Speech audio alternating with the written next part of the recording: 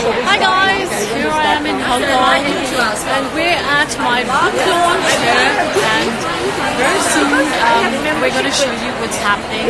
This is a beautiful place and there's some lovely tea happening here, and a lot of women from a lot of my friends. Good afternoon, ladies. And here we are going live, so I'm welcome everyone. I hope you're enjoying a bit of the tea, the cakes, the scones. There is some food coming, so just relax and enjoy. We have someone special with us today, and she hails from a family of actors and creative people, and has made her own mark in the world through her creations. Please welcome our guest of honor today, Farah Ali. Farah is a gemologist and a jewelry designer. She's also the founder and creative director of the well-known brand Farah Fine Jewelry, and her website is www.farahkhanworld.com. She has been creating exclusive pieces of art in the form of jewelry since 1993, when she first began her career, and thereafter launched her famous brand Farah in the year 2004. Her clients range from A-listers and socialites from Bollywood to Hollywood. Last month, on 3rd of April 2019, she launched her first book, A Bejeweled Life, internationally across 70 countries around the world. In fact, she is the first Indian jewelry designer to have an international book release and publication worldwide. A Bejeweled Life is a 304-page lush coffee table book which tells the story of her life, her inspirations, her jewelry, and designs from the newly introduced Farah World line of luxury fashion accessories and lifestyle products. Let's welcome Farah Ali so she can tell us more about herself and her book, Farah A Bejeweled Life. Woo! Farah! Sunita, can we play the video?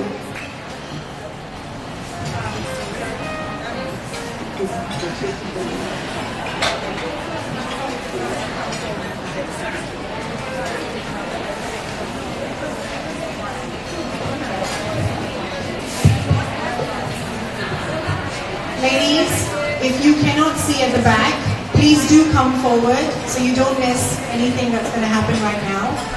Okay?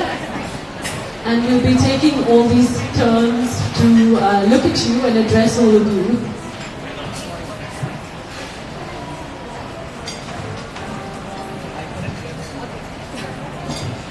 I just want to say thank you, Namrata, thank you, WOT, thank you all of you who are here for my book launch in Hong Kong. It's an honor and a privilege to be here among friends, and friends like family actually. So thank you.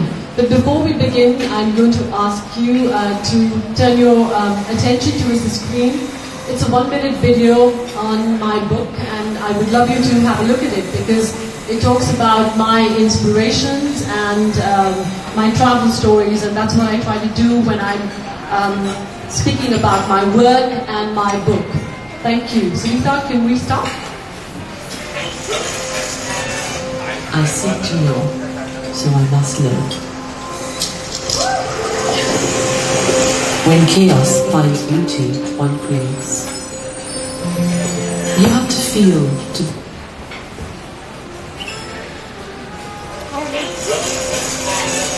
I seek to know, so I must learn. When chaos finds beauty, one creates. Sorry, we're going to start again because there was an error with the thing. We're going to start again, Sunita? Okay. Happens, glitches happen.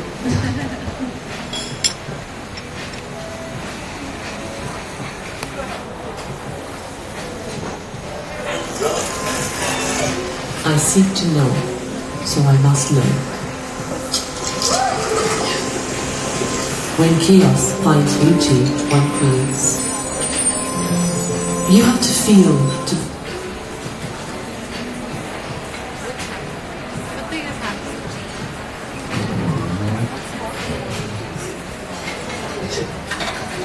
There seems to be a problem with the volume, so I think we let it. I seek to know, so I must learn. When chaos finds beauty, one creates. You have to feel to.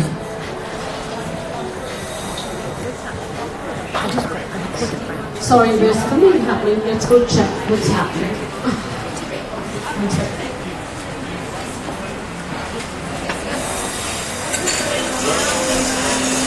I seek to know, so.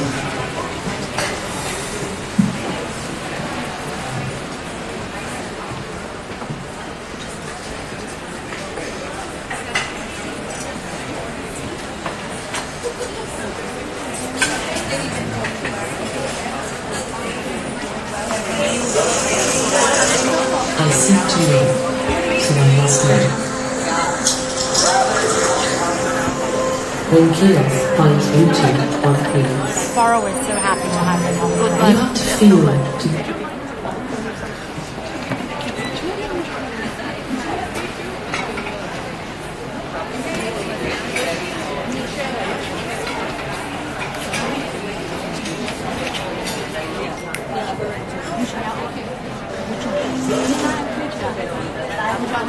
Sorry, we got this right now, last time.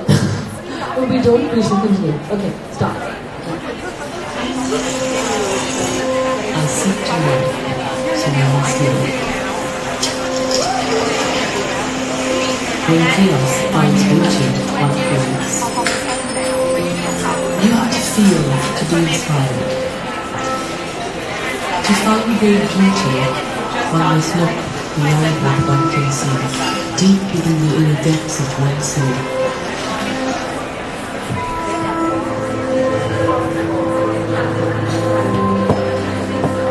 My life has been the unfolding journey of my existence.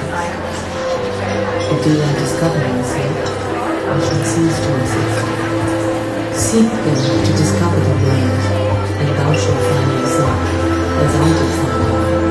For all who will look, you shall see.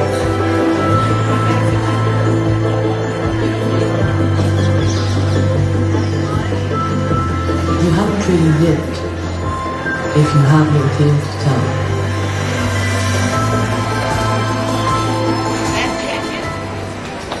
Stunning. Woo!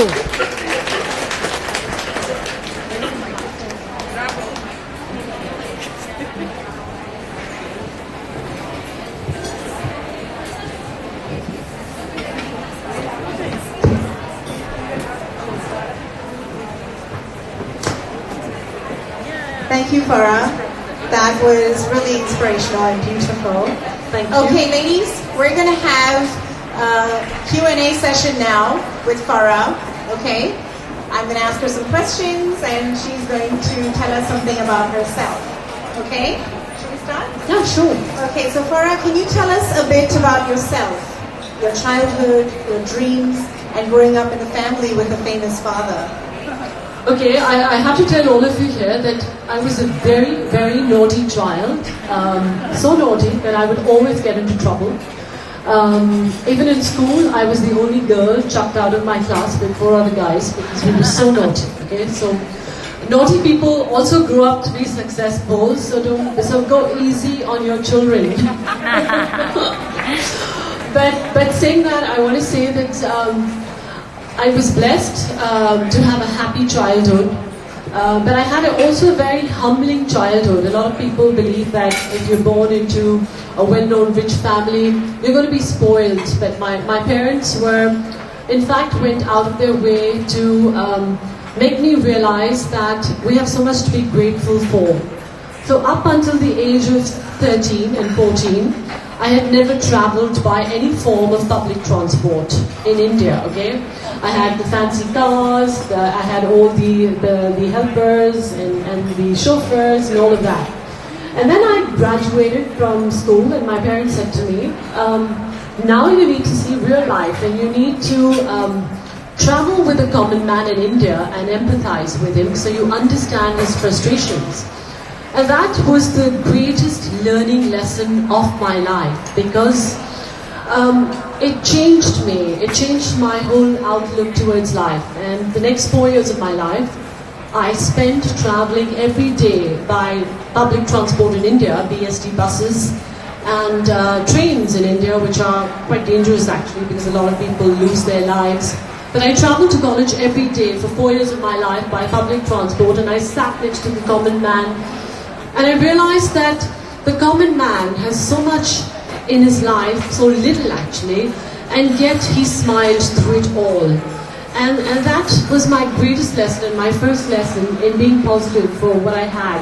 Because there are so many people around us who don't have anything, and we all take so much for granted. Of course, I also had some funny stories from the shy, tame person I was. I turned out to be this wild cat. Of course, I had lots of kind of lecherous men try to fill me up. So, of course, I had to protect myself. But I think that's what life is all about. You need to expose yourself to every situation, good and bad. And when you experience the bad, you need to come across stronger in your life. And so as a child, as a teenager, that was my growing years.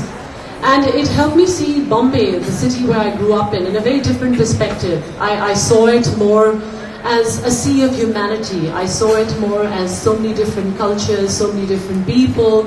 And I learned not to judge anyone for who they were, not to judge their color, not to judge their social status, not to judge their religion, their caste, their creed, their nationality, because when you grow up in a humbling experience, you realize that we're all equal. We only put labels to each other because we are insecure of ourselves and we want to come better than someone else. But no one is better. Everyone's equal, at least in the eyes of God and in my eyes. So that was my upbringing. That's great. Thank you. Okay, so what ignited your interest in gemology and jewelry? With your striking good looks and a family background in Bollywood, why did you not venture that way yourself? Well, to be honest, till the age of 21, I couldn't tell an emerald from a ruby. I was a tomboy. I had no interest in jewelry, so much so when my mother used to call her daughters and say, "Let me tell you what I'm going to give you when you get married." I was like, "I'm not interested. Please show it to my sisters," because I was more into, playing with cars and toy guns and all of that. Okay. So the real reason I went to America to do gemology was not because, or jewelry design, was not because I had this burning desire to be a jewelry designer. I had no such desire. The only thing I wanted to do after I graduated from college, to be honest, was to party. And my friend who was going to America said she was going to do this course in gemology and you could become a jewelry designer with that. So I was like, yay, now I get to go to LA and I get to party, and I wanted to be this party animal because back home I had tried my hand at everything from interior design to making ad films, to movies, to films, and I hadn't found my calling. So here I said, this is amazing, let's go. So my dad looked at me and said, how do I know you're going to be serious, And I said, I promise you I'm going to study hard and I'm going to top my class. Now, that was a promise made by someone who was an average student in school, who hated maths, who hated science, and I was enrolling in this course, gemology, thinking that, yay, I'm just going to draw because I'm such a good artist and I'm going to get lots of grades. Of course, my overexcited friend hadn't told me that gemology was the chemical, optical, physical properties of 99 minerals and their gemstone varieties. So there's nothing artistic about gemology. It's a science, okay? So I land in LA, very excited that, yay, I'm going to party every night, making party plans, packing all my lovely shoes and bags and clothes and trying to be the teenager. I was actually 20, yeah. And the first day I had a heart attack when I opened my books because they had questions like the specific gravity of a diamond is 3.52 and the refractive index is 2.47, and I had to learn 99 minerals and their gemstone varieties. So I was like, oh my god. And I then decided that there goes my party plans, and every day I started studying and I became the Indian nerd. So from the party animal I hoped to be and wanted to be, I became the Indian nerd. And I ended up studying every day of my life. That paid off because I got 97%. I topped my class among various Americans, Japanese, Europeans who were students in my class. And I followed that up with a course in jewelry design, which I again did very well in. And that was 1993 when I came back to India and I started my life. So yes, that's how it all began. Thank you. Amazing. So you found your true calling. Okay, so as a jewelry designer, you are already successful. So what made you go from being a jewelry designer to a lifestyle designer to an author of a book? Well, if I have to tell you a secret about myself, I get bored very easily, and so I entertain myself, and I like to do challenging things, because the moment I achieve something that I have already achieved, I'm like, now what? I need to keep my mind occupied, because I'm this creative, eccentric person who is always looking for something new, is always looking at conquering a new challenge. So the last 25 years I've spent building a brand that is recognized internationally, a brand that has respectability and trust.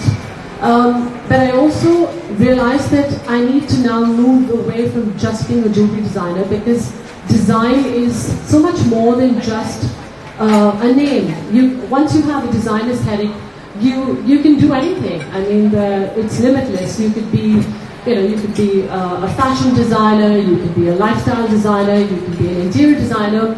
And so that's what I'm actually wanting to do. I wanted to try my aesthetics in various fields.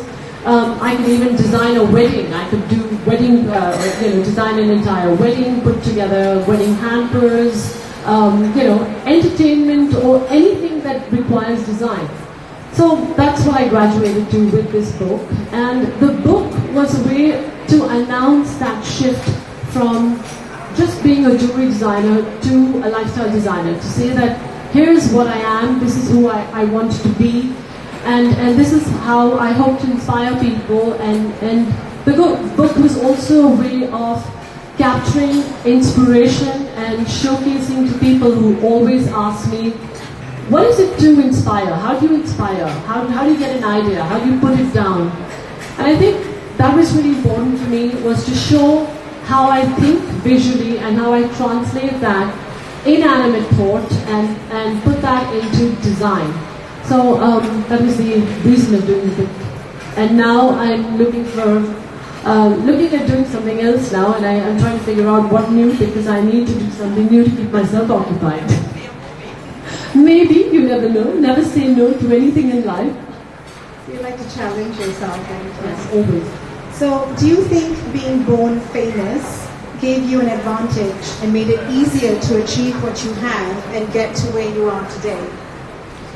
I think every lazy person believes that about anyone who has come, who's been born famous into a famous family, because we don't choose where we take birth, and it's not our fault where we take birth. But saying that, my parents gave us a very, very humbling experience.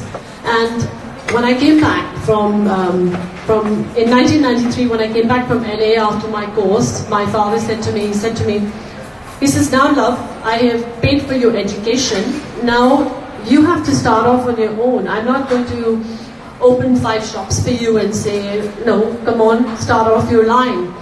And I respect my father and my mother for giving me the hunger to achieve, because had they made it so, easy for me, I would have never actually achieved what I did.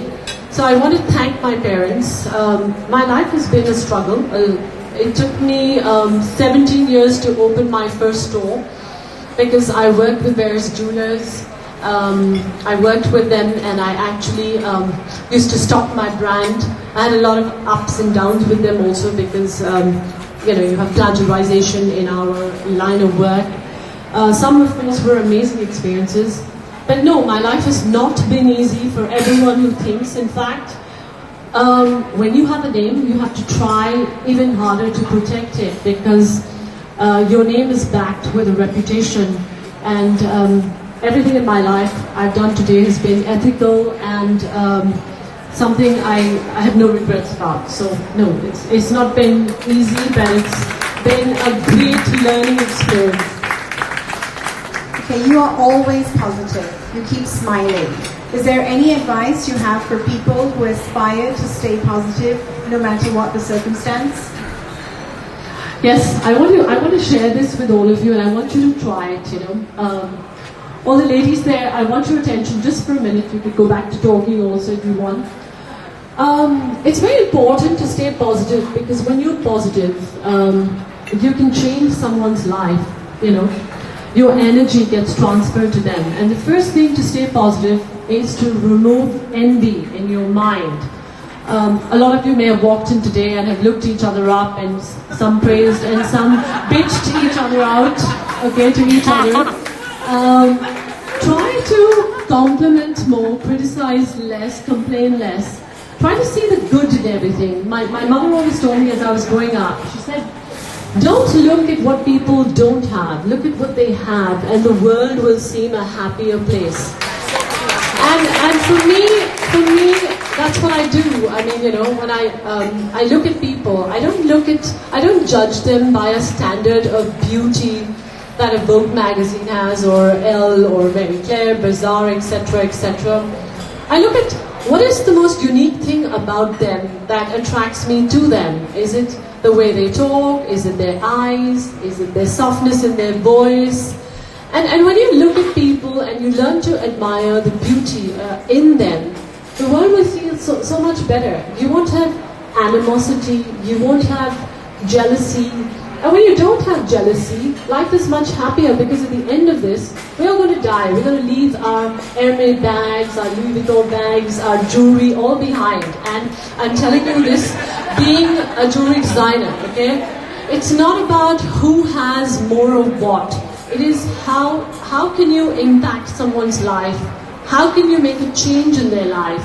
Can you do it for the better, or are you only going to quantify your life with your what you have as far as your materialistic things, which is not going to make a difference to anyone's life except give you temporary pleasure. But if you can make someone's life better, if you can change one person's life for the better, when you make that difference, you realize that your life has meaning. So that to me is why I'm positive, because I look at making life more meaningful for other people. I also am grateful. The shortest prayer all of you can say in any language you want is thank you. I wake up every morning and I don't open my eyes till I say thank you God, I woke up in this bed. Thank you God, I have a pillow. Thank you God, I have a bedding. Because there's so many people who don't have that. So I think acknowledge gratefulness and you will find yourself, you're the most positive person in the world. And the next time you walk into a room, look at the beauty in your friends, even if you don't like them. Try to see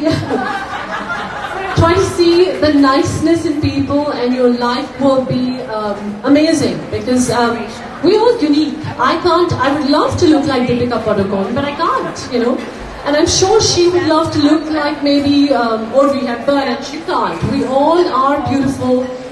God made us, so obviously we would be unique, and because we're unique, we are beautiful. We can't be like someone else, so don't dress like someone else. Be the best of who you are. We have different bodies, different features, and embrace your flaws. Don't focus on the negative, because when you focus on the negative, you manifest that into your life. Focus on the positive, and you'll see all the good things that happen to you. Thank you. Yes,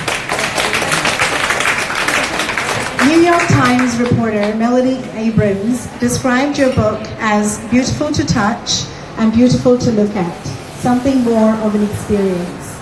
The book indeed is very, very beautiful. What was your inspiration for creating this book? Thank you. I have to be honest and tell you, when New York Times wrote about my book, it actually said 5 must-read books, and Cartier was one of them in that list. And for someone who is grown up loving Cartier as a brand, it was amazing to be alongside designers like Cartier, Anna Hugh. So it actually made my day. What inspired me to do this book? Like I said, for me, I think visually, I think in images, and I needed to put that across. I have over 1 million pictures in my iPhone actually, because I'm this photographer who takes pictures everywhere I go. And if I wasn't a jewelry designer, I'd actually be a photographer. So I wanted to collect all of those, capture the memories of my travels, of my inspirations, of my poetry, because the book also has a lot of poetry by me. You'll probably be surprised I write. Yes, I do. I like to write. I express myself best with images and words. So I wanted to put a book that, I wanted to put a book that would be, like she said, nice to touch. Because I wanted it to go down memory. I wanted to keep it forever. You know, today we live in the age of the internet where everything's on a pen drive, or everything's on virtual, line, online. A book is so much more personal, and if you read the book, it talks about, it's in 304 pages with 30 pages of writing, and it's divided into 5 chapters. The 5 chapters are my design worlds, and it also talks about where I come from and how I think. So my 5 different design worlds are fluidity, royal flair, nature, the rose, and surreal vision. Fluidity to me in the book, I just talk one line on it, on each chapter. Fluidity to me is, time is always, we're always moving forward, we're always changing. So to accept change and to move in that direction. So water inspires me, organic nature inspires me. That's fluidity. Also my role as a wife, designer, mother, I'm all the time trying to play different roles. The second chapter is Royal Flair. Royal Flair talks about my time in Jaipur. When I was growing up, my father used to shoot opulent films and historical serials which involved courts and palaces. So a lot of my jewelry took inspiration from that time in Rajasthan. The third is nature, because when I was growing up, my parents took us on nature-based holidays, which were in Kashmir, in Mauritius. So in Kashmir, I have memories of catching trout on the banks of the river, chasing butterflies, climbing apple trees, cherry trees. Those memories were amazing. So I drew to birds, bees, butterflies, and today a lot of my work has birds, bees, butterflies, snakes in it. The fourth is the rose, another world of mine, which talks about love, poetry, romance, nostalgia. It talks about the Renaissance, the artists.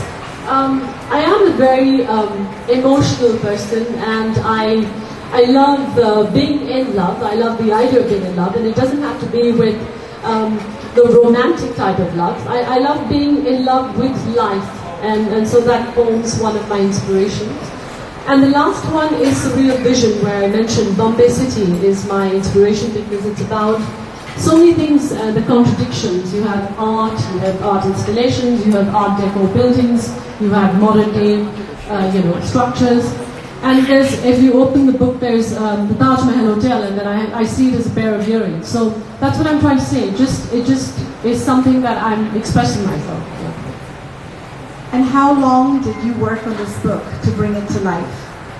1 year, 8 months from the shooting to putting the book together with Paola De Luca, who is a friend who's curated this entire book.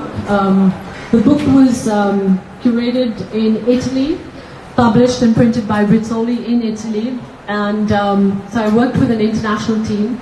And yes, it took time. I traveled all across India to shoot the amazing pictures. And most of the book is an open conversation between artists and photographers who've inspired me and my work. So I have a lot of well-known artists and photographers in the book whose work I'm sharing and saying that they're the ones who inspire me, because I think we all inspire from people, well-known artists, creative people, and so that's my tribute to them. Beth Bernstein from Forbes.com describes your vision as both classic and current. How do you manage to find the balance between the two and infuse both elements when designing your pieces? A lot of people ask me, your jewelry is like you said, very classic at some stages and very modern.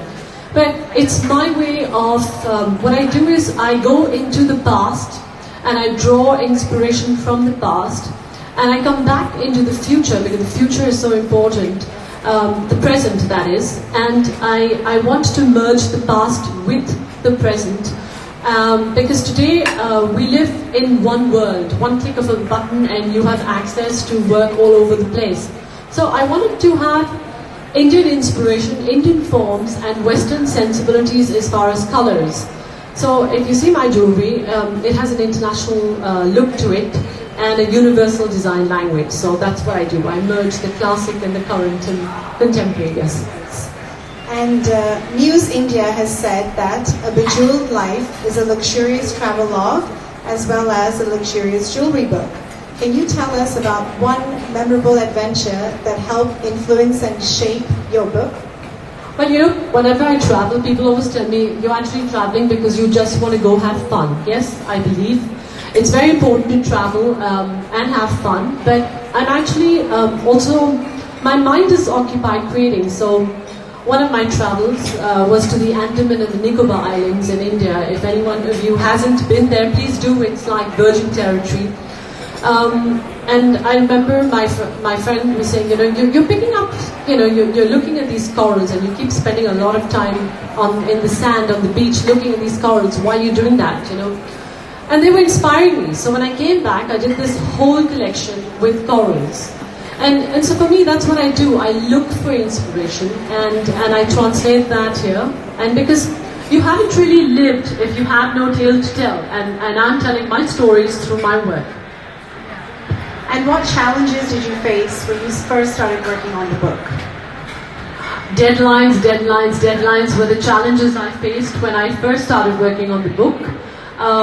But then I think we came across it because otherwise it was, I exactly knew what we wanted to do, and so it wasn't that much stress, except the deadlines. Yeah. In your book, you speak about almost losing your brand and restarting in life.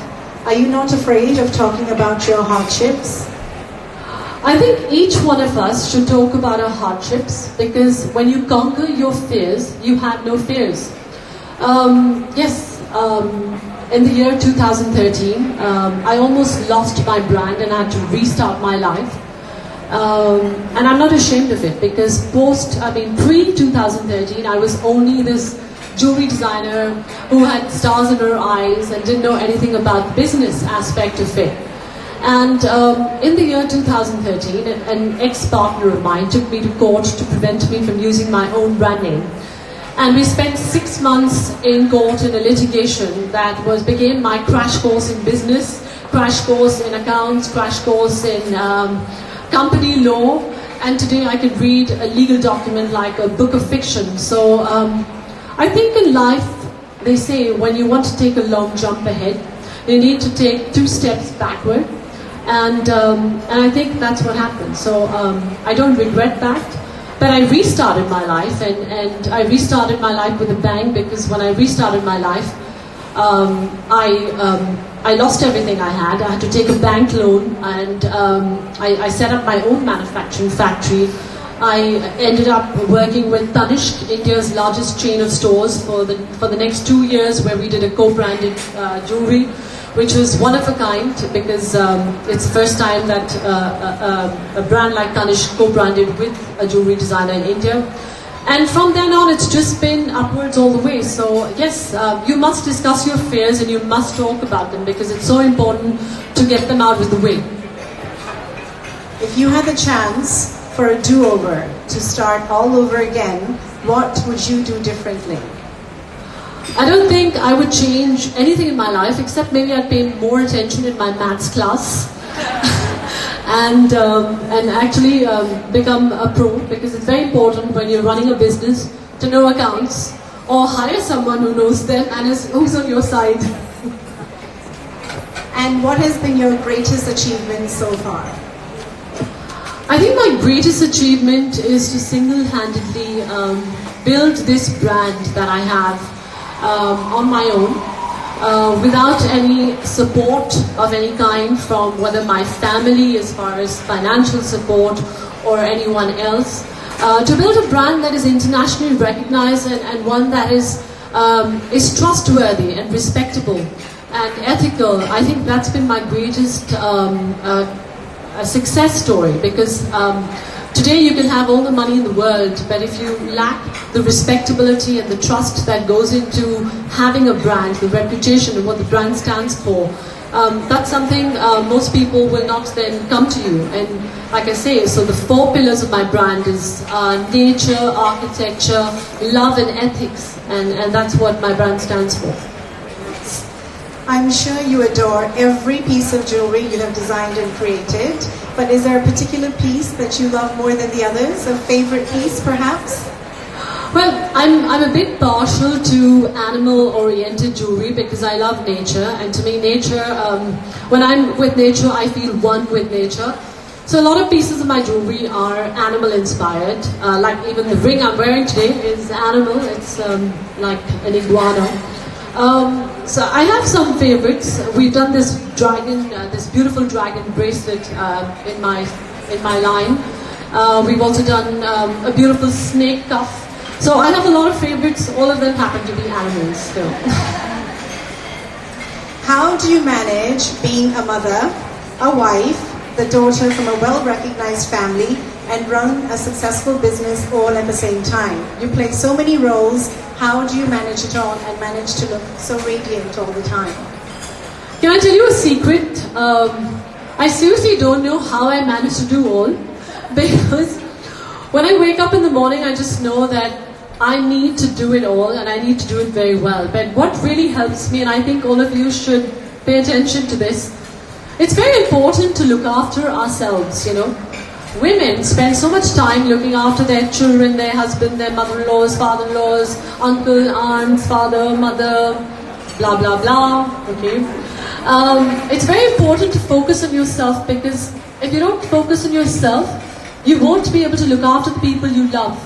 And that means eating right, sleeping on time, getting the hours to sleep, and working out. And working out doesn't mean trying to be 36, 24, 36. Working out means being fit so that when you grow older and you age, you don't go ooh, and you can actually do normal things without pain in your back, without pain in your neck, without pain in your leg. So it's very important to do some kind of discipline, which is maybe yoga, Pilates, whatever, and preferably you may think group classes help you, but they don't. They just become for you to gossip with your friends.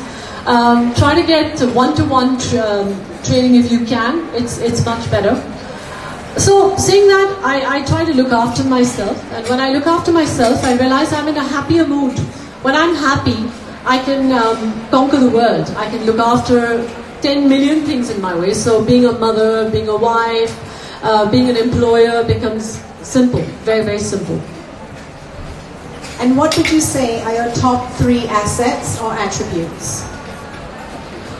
I'd say the top 3 for me would be to think positive, yeah, to be grateful, and to do everything with a clean conscience, because I believe if you have a clean conscience, you can conquer the world.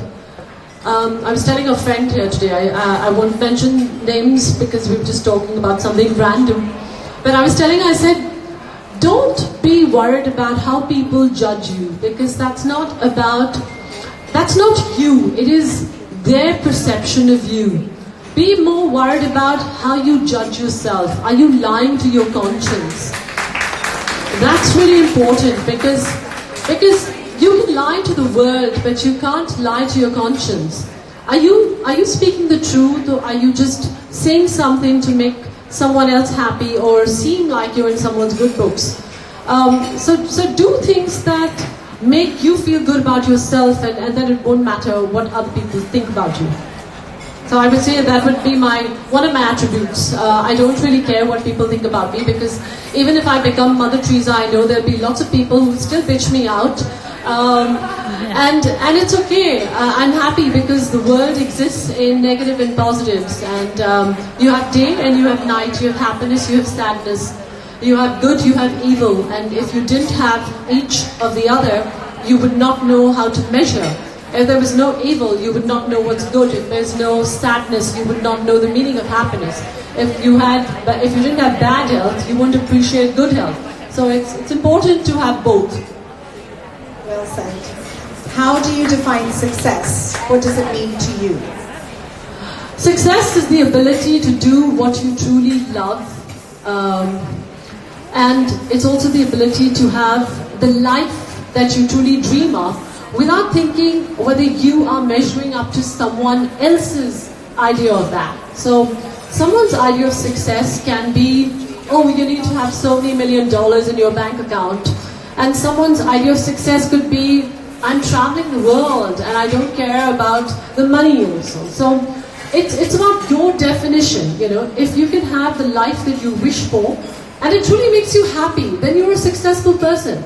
Because if your life is just going to be about the money and you're unhappy, then you're not successful because you're just doing something that doesn't keep you happy.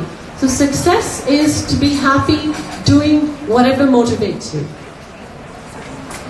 And what do you do when you're not working? Good question. I like to draw. I like to draw when I'm not working, so it relaxes me. And I also look back at the pictures that I've taken because I like looking at pictures and going back into nostalgia. Apart from that, I spend a lot of time with my children, and if and when I have time, normally when I'm in traffic, I'm on social media, tweeting or Instagramming, so that's what I do. And of course, yes, I read because as creative people, it's very important to have creative input. If you just spend the whole day gossiping, you won't have any creative input. So it's important to read, it's important to open your mind up and take as much creative stimulus into your mind, only because your output will be creative if your input is creative. So whatever you feed your mind is who you're going to become. So your books are who you read. So choose your books wisely. Is there a woman out there that you admire the most? Lots and lots of women, because I truly am amazed at how we women multitask. To me, in the world, if I have to say, Oprah Winfrey is a very strong woman, and I love strong women, but I also love kind women, because being strong means to lift another up, not to put them down. It's not about being strong financially, it's about how large is your heart. I would say Oprah Winfrey, even Helen Keller, a blind, deaf, dumb woman who became an inspiration for so many people in the world, where she completed her Bachelor of Arts. She inspired the handicapped. I also have in India, Sonali Bhindre today is an inspiration because she's battling cancer, and she's so positive about it that I'm amazed because, you know, we always talk about people who have cancer and how they go through it. But when people speak about it and they speak about their fears, so yes, I would say strong women, kind women, and yes, last but not least, my mother Zareen Khan, who is my icon, who is who I am, because she's the kindest person I know. She's always telling me to think good about someone. I have to tell you this, you know, when I was young, and I used to come back from school and I used to complain about, you know, this friend of mine said this to me. I'd say, Mommy, this friend of mine said this to me, and you know, she did this to me and she did that to me.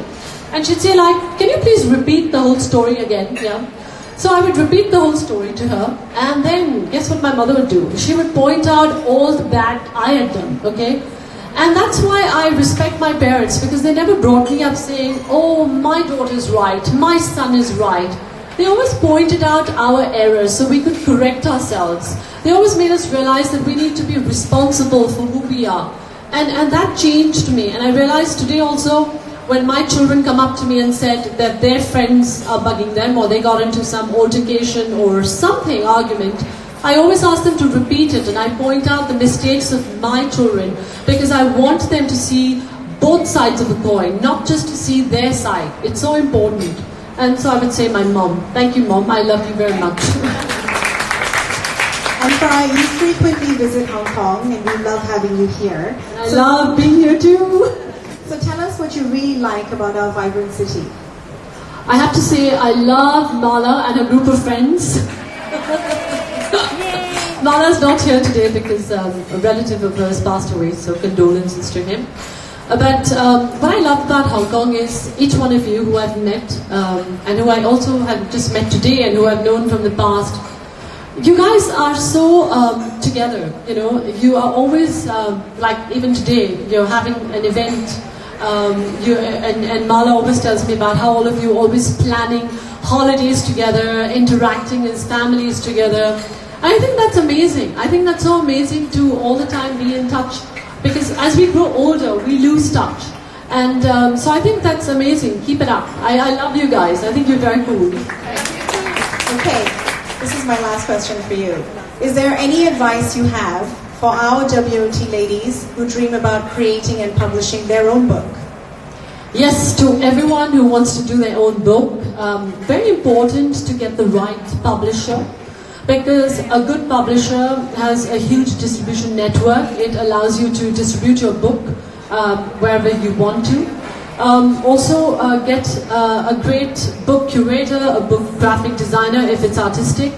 Otherwise, do proofread it before you print it if it's just going to be words. And distribution, of course. You need to know where you want the book distributed. Again, last thing I would say about this is, of course, whatever you do, put your soul in it. Because if you have no soul in it, it's never going to be a success. Thank you. Thank you, Hong Kong. Thank you so much, Farah. We would now like to open the floor to our members to ask questions. So does anyone have any questions that Yes, they'd like ask me to ask questions. Farah? I'm friendly, I don't bite. Ladies, sorry, can I just... I'm from Bombay. Hi ladies, I'm from Bombay. And let me tell you, I know Farah just a little bit, but I know her mother too well. All this is because of her mother. She's a super woman. It only comes from her. Yeah, so whatever she says is 100% true. That's why I was clapping the loudest. I have to tell you, there's no fan following here, but I believe everything that she says because I know the stock she's coming from. Yay! Hi, Farah.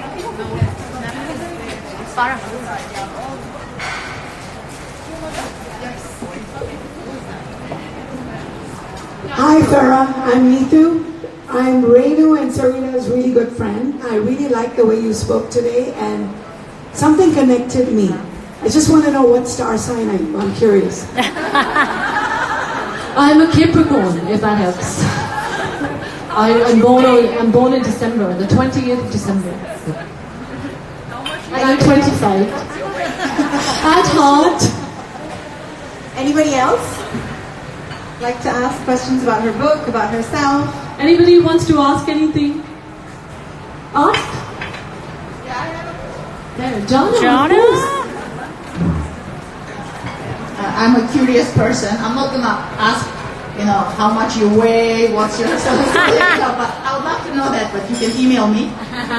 First, I want to compliment you on one thing, that no matter how much you do, how busy you are, you're probably the most attentive person to every single comment on Facebook or Instagram. Farah always replies. She said she spends her time on social media while in the traffic jams. I don't think so.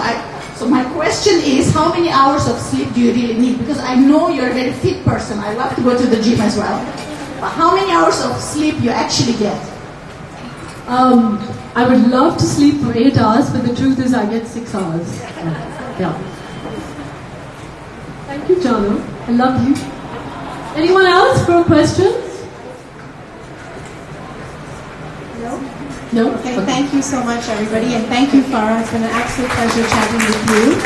Thank you, Anjana. Thank you, Namrata. Thank you for having me, guys, here. I love being here, and I hope you love the book, because it's a labor of love, and that's why I'm here. So thank you. Thank you, Farah. You've really inspired us today. I think all of us have learned something today, and I think that we're very happy to have you this afternoon with us.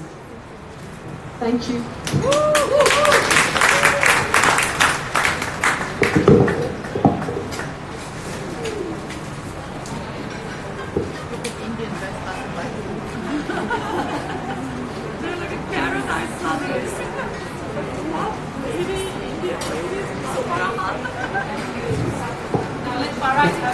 Farah is going to later on sign some of the books. So whoever wants to have a Bejeweled Life book can get a book signed from her. She will be sitting on the front table signing some of the books. She doesn't have that many because each book weighs about 2 kilos, if I'm not mistaken, or 5 books are about 10 kilos, because I carry 5. So I think there are only about 25 books today that